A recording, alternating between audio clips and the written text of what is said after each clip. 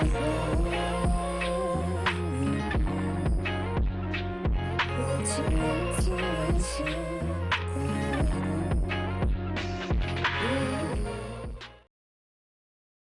family, and welcome to today's Mindset Monday. Thank you so much for coming and sharing some time with me. I love and appreciate you all.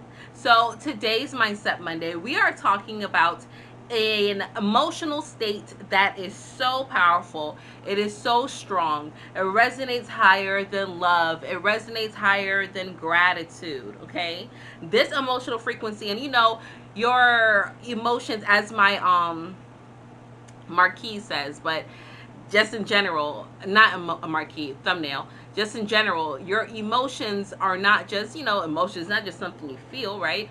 It is your energy in motion. How are you sending out your energetic signal, right? Hence your emotions. So you're sending out these energetic, these emotional signals, and they are having to connect at a certain frequency, right? The signals have to connect at a frequency. They have to collapse. They have to hit something, right? Because sound waves are always bouncing. They're bouncing between one thing and the other.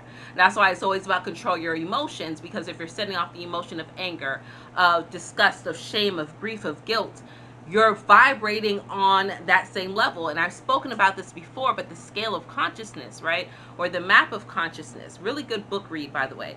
But the scale of consciousness shows you where these different emotions resonate, where they fall.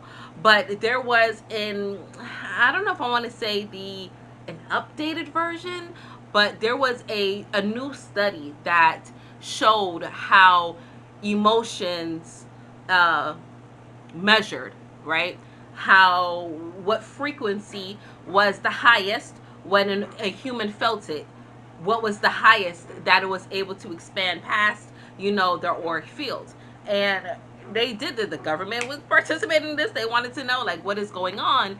And this study is called the Spain study. So Spane. You can look it up and research it.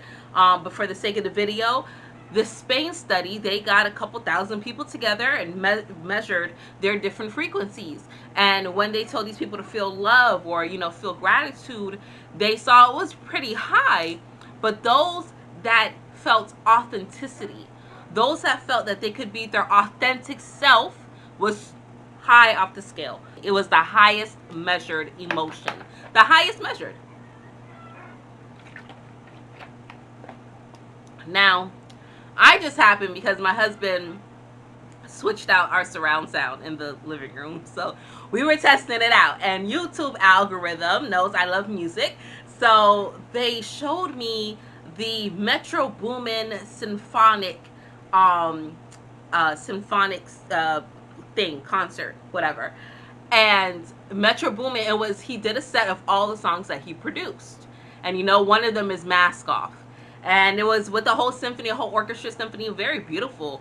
But as he was talking about the song and what the song represented, taking your mask off, how authentic are you? How much are you living in your true self, in your higher self, without any type of shame or guilt or, fear of consequence, without being worried of disappointing anyone else, or being afraid to say, I enjoy this or I like doing this, even though it's against the grain. So when you're in your authentic self, I thought that message was very beautiful.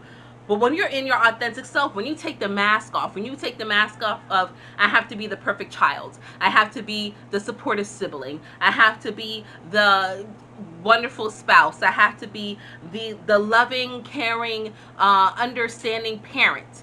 When you take all that off and you're just like, okay, this is authentically who I am, which is what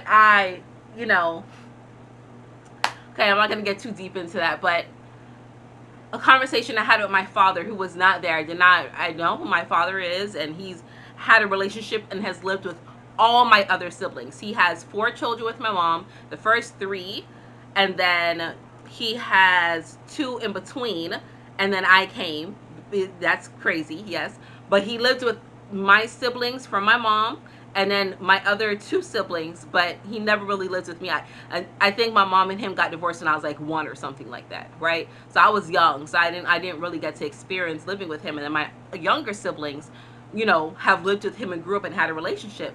And I told him, I was like, I am not even mad at you anymore for not being in my life, because it's funny, I was the only one of your children who never lived with you and got to really know you and see who you are. I was like, but I feel like I know you so well. I feel like I know you so well, and I'm not upset with you. I'm not upset about, the things that you've done. I'm not holding anything against you, because you didn't do it to me. You were just following who you were. You authentically are. Let me be respectful. Give it to me, angels. How can I be nice?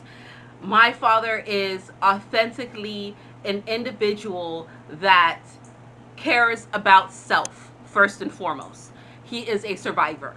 Okay. And I appreciate that, because I have survival instincts as well. When my back is against the wall, I'm going to get about that shit. Right.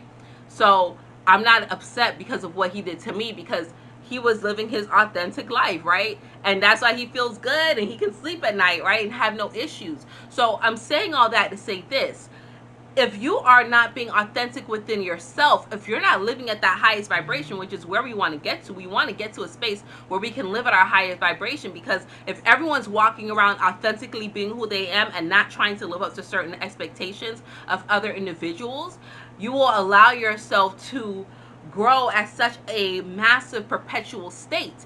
Now you are giving off this high frequency, even if other people that think your authentic version could be that of a POS, right? Piece of shit, right?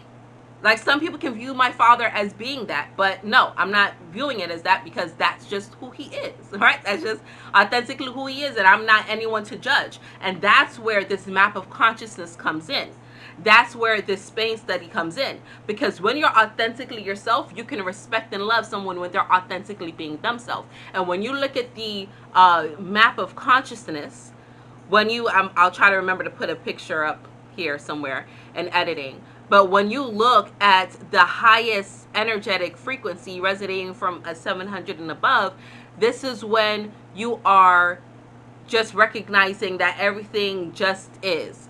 It just is. Like, you are, you are happy, you are enlightened, okay? You are ineffable, right? That's not the right word, but I like to say that, right? You are unfuckwittable, right? It is a part of you where you're just like, okay, I recognize this is just this experience. I'm creating it, and everyone else is creating it as well. So it's okay if they view me a different way, as long as I know that I'm living authentically and righteously. This is it. This is me. And it's so powerful, and it expounds so far when you live authentically yourself. It has now been shown by the Spain study that when you authentically are yourself and you're vibrating so high, your auric fields extend so far, you're now allowing other people that come in your presence to authentically be themselves. So if people say, man, when I'm with you, I feel like I can just let my hair down. I feel like I can just chill, right? I feel like I feel so good. It's because you're giving them permission through this powerful, authentic energy. It trumps everything. It trumps fear. It trumps pain. It trumps disgust. It trumps disbelief. It trumps love. Everything. It just feels so good. So give your permission to authentically be you, and stop being afraid of saying, I can't leave this job because this. I can't tell my family this because this. I can't go be who I am because this, right? Recently, I let y'all into a little part of my life, right? A part of my romantic life.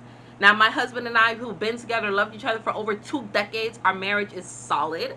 We are not going anywhere. Like I said, we have lifetimes of lifetimes with each other. But we have so much love to give, and we know this connection. We wanted to share with somebody else on a more firm scale.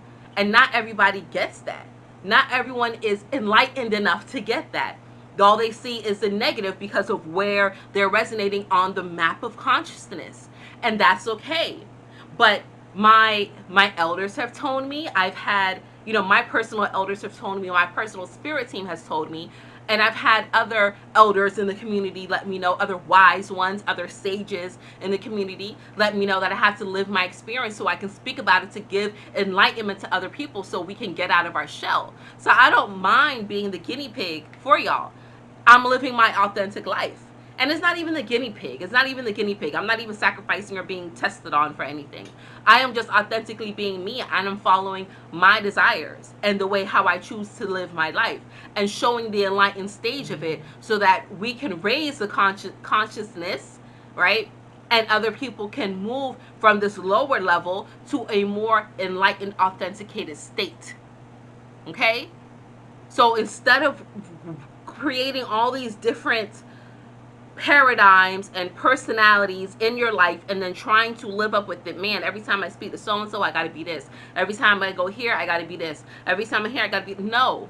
Right? Start moving your authentic self. Start asking yourself some authentic questions. That's maybe what my next Mindset Monday is. Questions you can ask yourself to see how authentic you are truly living. Yeah, Spirit, let's do that. And let's rock out with that. Right? Look out for next week, Mindset Monday. But with that being said, that's all that I have for you today, wealthy family. I love you all. I appreciate you all. And until we connect again, stay alert, stay aware, and live in love.